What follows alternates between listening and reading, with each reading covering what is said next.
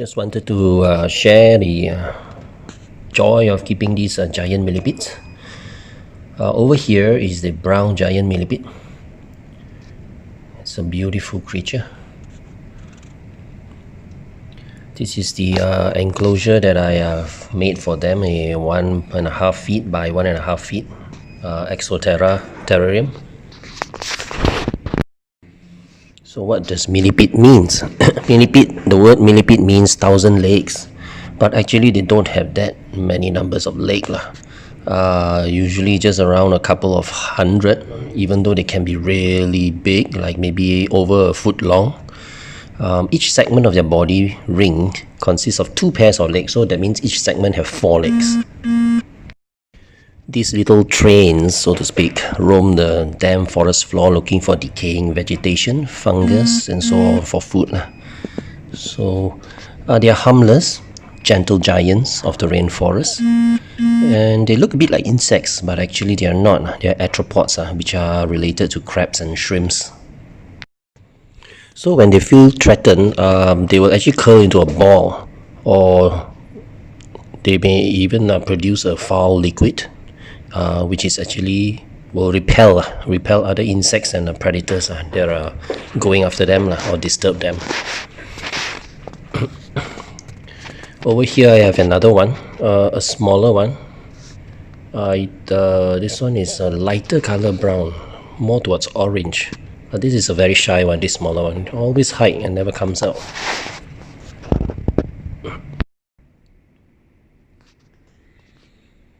So over here, this is another fella. He's actually munching on, feasting and munching on alfalfa, dried alfalfa leaves. So this one is a big one. It's really big, big dark red with black stripes, really beautiful. This is bigger than the brown one. So actually, what's the difference between a millipede and a centipede? Some may ask. Well, the fact that millipedes have 2 pairs of legs on each segment, unlike the centipede have only 1 pair. And also the other thing is that the centipede is venomous when they bite or sting you. A millipede is totally harmless. See this fellow, he loves his fruits. This is orange, so he's enjoying the orange.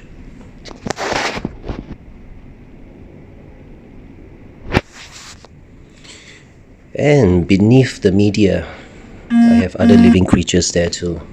Isopods. In particular, this is the dairy cow isopod, Procilio levis. Hopefully I pronounced it correctly.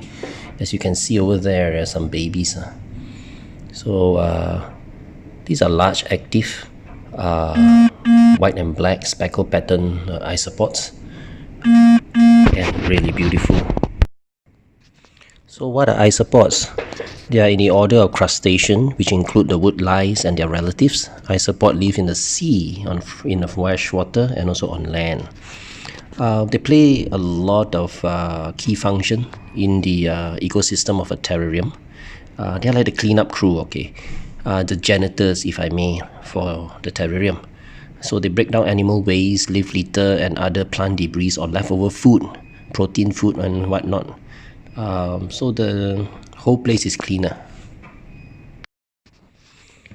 I've noticed over the past couple of years, keeping isopods as pets have become more and more common. For me, I'm just starting out and I'm actually wanting to use them as a cleanup crew for my terrariums, but they're kind of cute and they're growing on me. So I've started even a colony, just isopods in one container. So I would say they are my pets now. Yeah, they are an unbelievably low maintenance. You just dump them inside, make sure there's moisture. If you don't have many pets inside there, make sure there are food, rotting detritus for them to eat. Just look at this fellow here. Always busy, always moving around.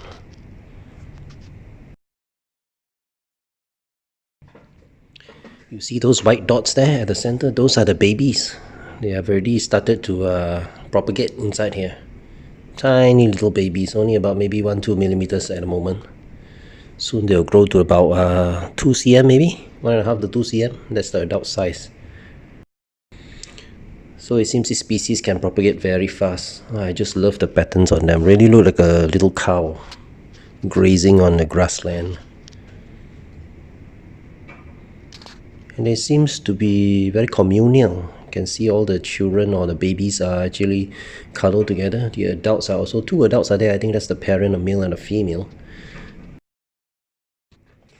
I find it interesting just to watch them and see them going about their daily routine, what they do during the day. Basically, they just mainly look for food all the time. The babies still stay at that spot for a couple of days. They have not moved far, I guess, because they are still very young. But once they grow up, they will keep exploring. I love this species because they are very active. They move a lot. You can see a lot of activity happening. I have other species. I have one, the common one, where you can find outside in your garden. Since I placed them in a tank, I have not seen them. They have just hidden away, very shy. This dairy cow even allow me to take this video, and I zoom in. My camera is very near, and my camera has a light, or else I can't see them. But they can't be bothered. They just go about socializing among themselves. Perhaps dare I say they enjoy my company. I wonder what this two is doing. I see this one. This one is curious. It's outside, not below the detritus. It's above the detritus and the bark, the wood bark. They're exploring. So this is actually the tank, how it looks like. Yeah, that's the big one, the big millipede. This is the big black one that I have. This is bigger than the red one. So they are very docile. As long as you handle them gently, you lift them up slowly and gently, they will not give out that smelly fluid. Yeah, so then you just explore my hand and just crawl around my hand. It's kind of therapeutic, like a massage when they crawl on the hand. I don't know, I find that very therapeutic.